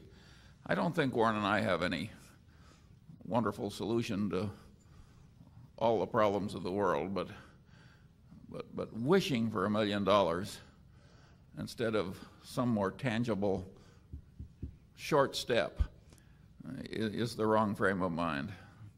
That isn't the way we got our $1 million. Yeah. Well, I don't. Warren might give a different answer, by the way. He's. No, I would agree with the wishing for a job. Makes a lot of sense to me, and figuring out how to get one, and then going from there. But there is, and always has been. That doesn't mean it always should be, but there is a tremendous amount of inequality. What you don't want is an inequality of opportunity. There will be a lot of inequality in ability. A market system like we have turns out what people want. If they want to watch a heavyweight fight and they want to watch Mike Tyson, they're going to pay him $25 million for getting in the ring for a few minutes. And it produces what people like, and it produces in an abundance, and it's done very well in terms of production. It is much better to be in the bottom 20% in this country now than it was 50 years ago, and it's better to be in the bottom 20% of this country than in any other country. But it still isn't very satisfactory. The market system does not reward teachers. It does not reward. It does not reward all kinds of people who do all kinds of useful things in any way comparable to how it will reward entertainers or people who can figure out the value of businesses or athletes or that sort of thing. A market system pays very big for something that will entertain them. People want to be entertained a good bit of the day, and pays better for people that will entertain than educate. I don't want to tinker with the market system. I don't think I should be telling people what they should want to do with their lives, but I do think that it's incumbent on the people that do very well under that system to be taxed in a manner that takes reasonable care of anybody that is not well adapted to that system, but that it's a perfectly decent citizen in every other regard. And that is, I don't want to start getting into comparable worth in terms of how I tax, but I do think that somebody like me that happens to just fit this system magnificently, but wouldn't be worth a damn in Bangladesh or someplace, because what I have wouldn't pay off there. Their system would not reward that. I think that we get from society. This society provides me with enormous rewards for what I bring to the game. And it does the same with Mike Tyson, and it does the same with some guy whose adenoids are right for singing or whatever it may be. And I don't want to tamper with that, but I do think those people who are getting all kinds of claim checks on the rest of society from that, where people who are not well adapted to that, system, but that are perfect, really, fall through the slats on that. And I think progress has been made on that over the last 50 years, but I think we're far from a perfect society in that respect. And I hope more progress is made in the next 50 years. I don't think the wishing for the $1 million, though, is that it doesn't work that way. I think, but if you are lucky enough to have something that the market system rewards, you do very well here. And if you're unlucky enough to have something it doesn't reward, you do better now than you would have 30 or 40 years ago, and you do better than in other countries.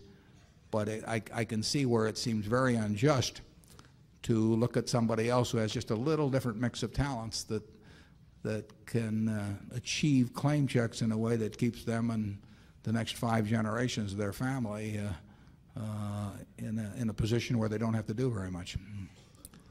I would say that I like a certain amount of social intervention that takes some of the inequality out of results in capitalism, but I hate with a passion rewarding anything that can be easily faked, because I think then people lie, and lying works, and the lying spreads, and I think your whole civilization deteriorates. If I were running the world, the compensation for stress under workman's compensation would be 0. Not because there isn't real stress, because there's no way to keep the fakery out if you reward stress at all.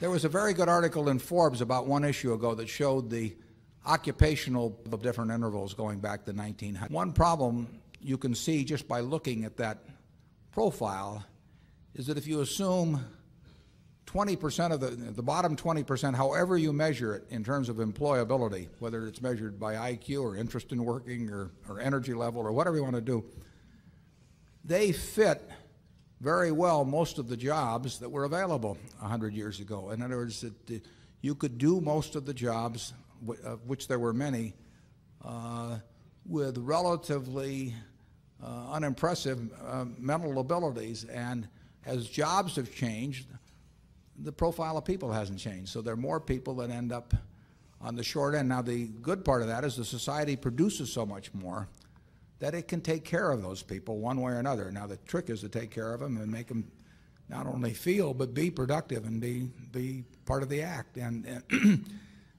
we've got enough product to do that, but we don't have, we're not perfect at figuring out how to make the bottom 20 or 30% in terms of abilities fit a new changing job profile. I really recommend you look at that Forbes magazine, because if you think through the implications of those charts, I think you'll see what social problems have to be attacked. Zone 4. Dorothy Craig from Seattle, and I noticed in the annual report that your recent acquisitions doubled. Well, for one thing, we started from kind of a small base. But the Geico acquisition, added $3 billion or so of revenues, and actually more than that, a little more than that, but not much more. And R.C. Willey and Helzberg's probably added $600 million or so in the current year. And since we were working off a base of $3.5 or so billion, those 3 acquisitions did help double the revenues. We won't have many years when that happens. It's not any goal of ours to double the revenues or increase them 20%. If it comes along that makes sense, we'll do a lot. And if there's nothing that comes along that makes sense, we'll do nothing. So there's a lot of accident in it. But last year, a fair amount happened, and I'd love to see a lot happen next year, but we don't know at this point. Charlie? Nothing. Zone 6. My name is Victor LaPuma, and I'm from the Virgin Islands. And my question is on the GEICO asset side. One of the things that makes Berkshire unique is the high percentage in equity as opposed to fixed assets. And GEICO, as of the end of the year, looked like a typical insurance company with 4 times the fixed assets as equity assets. And my question is, over time, will they have the same composite as Berkshire on the asset side? And the second part of that question is, how are the asset allocations decisions being made at GEICO after the merger as compared to before the merger? The decisions at GEICO, which, as you say, is about $5 billion of marketable securities, have been made and are being made and will be made by Lou Simpson. Lou has done a fabulous job of running the investments of GEICO since about 1979, and we're lucky to have him. There's over, but we're delighted in the case of Lou. I mean, that's 1 in 1,000 or something, but Lou has done a terrific job, will do a job. And the one thing we offer him, he has the ability to do whatever he wants to do with those assets now. He did not have that ability before GEICO became part of Berkshire, because at that time there were certain ratios that were necessary which were understandably necessary, that made sense. Where with GEICO as a standalone entity with its own net worth of $1.5 billion or $2 billion and doing $3 billion of business, it would have been inappropriate for him to take on a different configuration beyond a certain point in equities.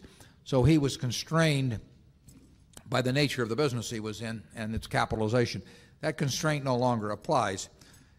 So he, with that $5 billion, can do whatever he wants. Now, if he does certain things, we would need to provide backup to GEICO so that their policyholders would be protected under the most adverse of circumstances. But that's no problem for us.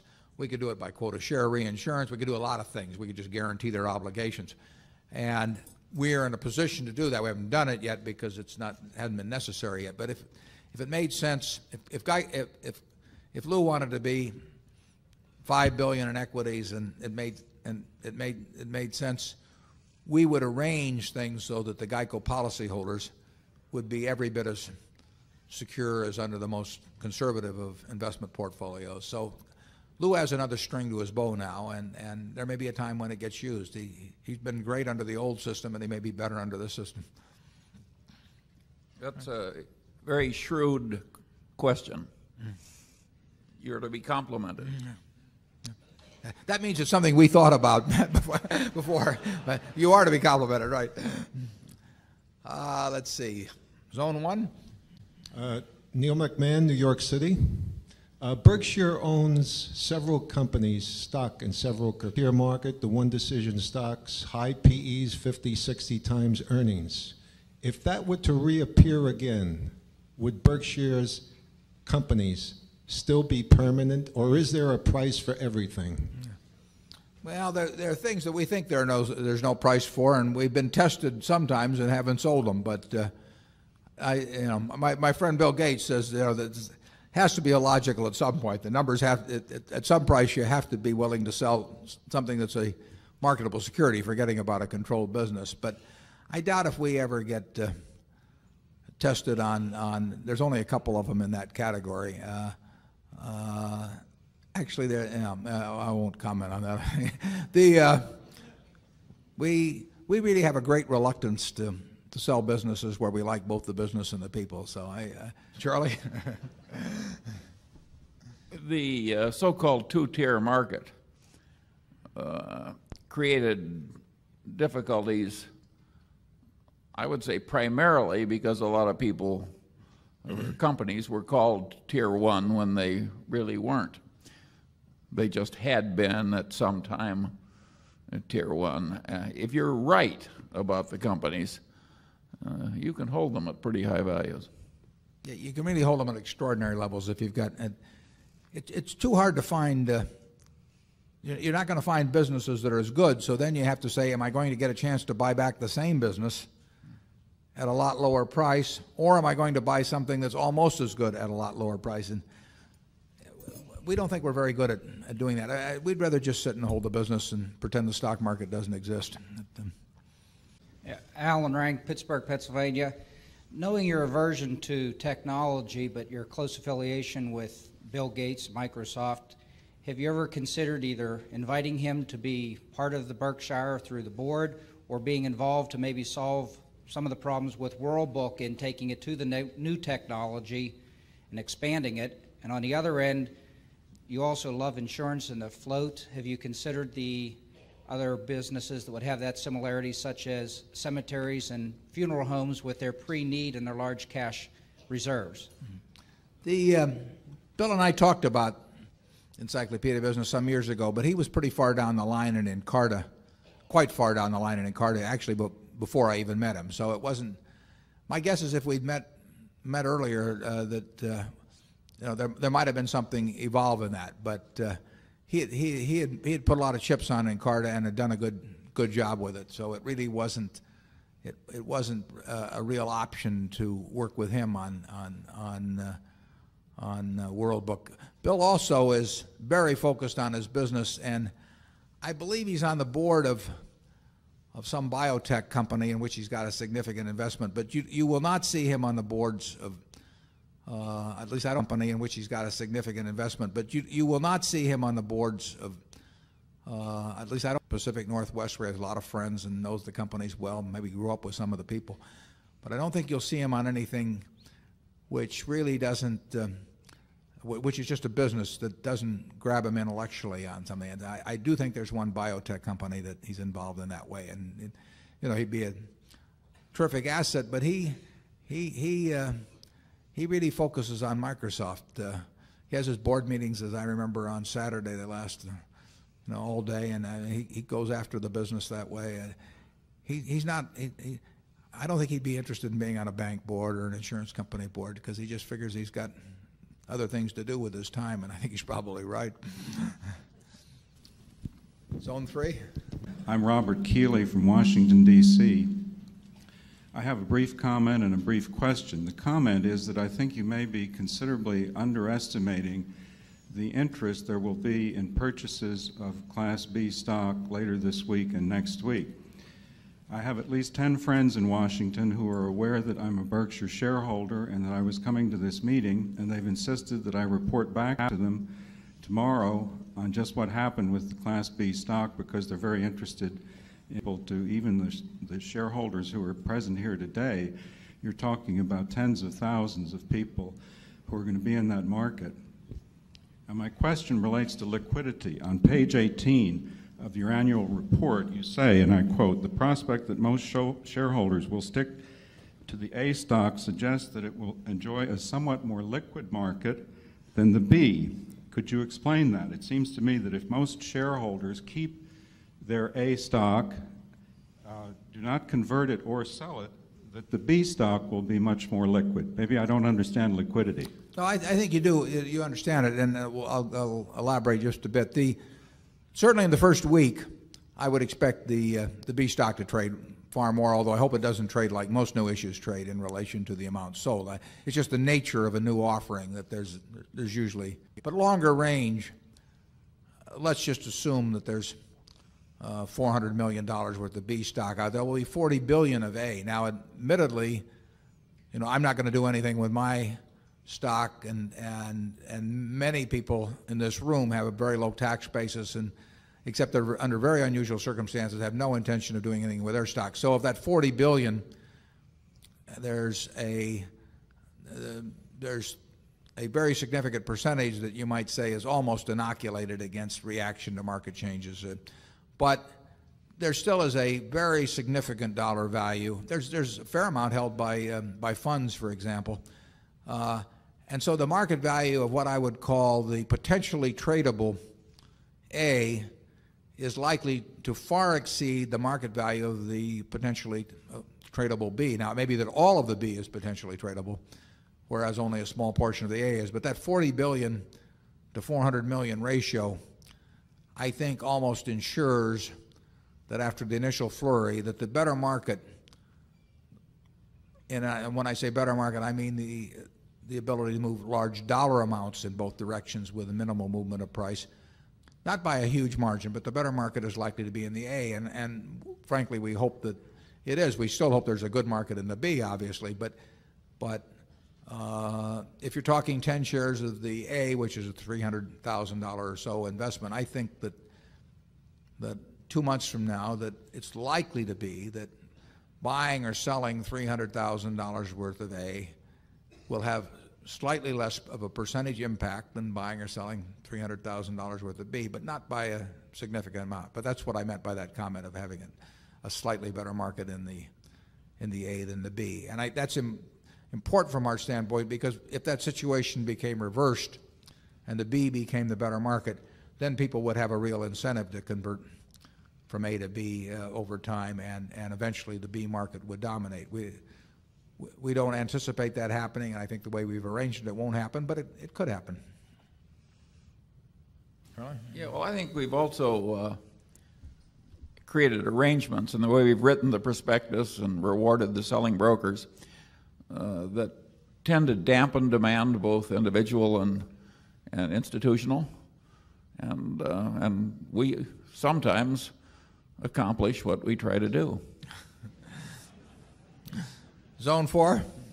Don't ask us for a list of those where we've accomplished. Dan Pico, Sioux City, Iowa. In the mid-'70s, you wrote an article on how inflation swindles the equity investor, and that the average return on equity for corporate America would be like 12 or 13%. Last year, the average was more like 20. Have the laws of economics been repealed or modified? Or if not, what sort of calamities might occur as we revert to the mean? Well, I've been surprised by returns on equity. There was a good article in Fortune about 2 issues ago. Well, it was in the Fortune 500 issue, whenever that was. And it discussed the question of return on equity, and it made some good points about how the introduction of putting post-retirement health benefits on the balance sheet tends to swell equity returns subsequently. And in other words, it moves down the denominator in terms of total equity employed. And there's been a lot of big bath accounting where there have been write-offs, so that counting that, I don't think it has gotten to 20%, but it's certainly higher than I anticipated when I wrote that article. And I would say that it would seem very extreme to me in a world of like we're living in now to have returns on equity close to the average close to the 20% rate over time. Like a Coke, for example, where 25 years ago they would not have repurchased stock, and so they'd have piled up more equity in the business. And Coke's return on equity, if it had been following the policies of 1970 or 75, would be far less than it is now. Coke really doesn't need equity. To the extent that General Motors sets up many, many billions of a reserve for post-retirement health benefits, that tends to make the return on GM look a lot better than it did in the past, when it wasn't even recognizing those costs, and therefore had an equity that really was much larger than the true equity. So there have been some things happen like that, but all in all, I don't think under any system of accounting the 20% returns for American industry are in the cards. Charlie?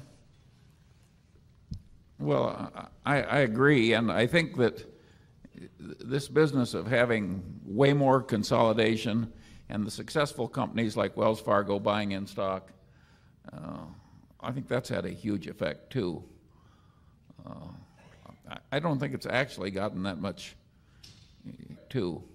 On average, business has earned higher returns on equity, but I think a whole lot of things have combined to goose the results, and I don't see how it could go much farther. Zone 5. We'll go to Zone 6, and this is the last question because it's going to be 3 o'clock, and let's have Zone 6. Hi.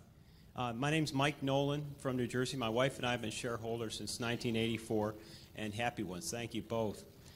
2 questions today. In the retail store industry, in light of Berkshire's outstanding 23% annual growth in book value per share, and the industry's roughly 8 to 9% growth in equity over the last several years, we wonder, why would Berkshire exchange stock for securities such as these when the growth and the net worth of the acquired companies, if they're anywhere near the industry average that you've acquired this year, are 1/3 or less? Both of those companies have averaged a lot better returns on equity than the numbers you cite for the industry. And the second point, we have no way of making 23.6% in the future, so we do not use our if we used our historical average as a yardstick for new investments, we would make no new investments because we don't know how to make 23.6% in the future. But we regard the retail business as a very tough business. We like the records of those companies, their market positions, and their managements. And when we find a business like that, and we feel very comfortable with the people running it, we will make the deal, but we won't expect to make 23.6% on our money over time doing that. I'd like to thank everybody for coming. I've had a good time the last couple of days, and I hope you have.